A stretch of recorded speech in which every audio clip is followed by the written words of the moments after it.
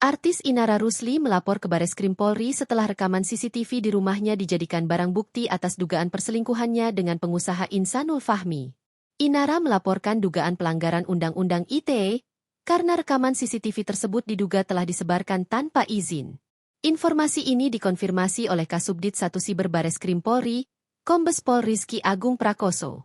Betul, terlapornya masih dalam penyelidikan, kata Rizky dalam pesan singkatnya, Jumat, 28 November 2025.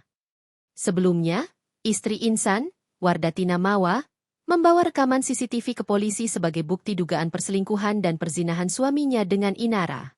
Sementara itu, Insanul Fahmi mengaku mengetahui bahwa rekaman CCTV yang dijadikan barang bukti Wardatina Mawa melaporkan perselingkuhan dari kakak laki-laki istrinya.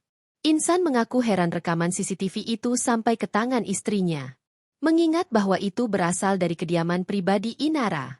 Insan mengatakan saat ini mereka sedang mencari tahu bagaimana rekaman CCTV yang seharusnya milik pribadi itu bisa sampai ke tangan Mawa.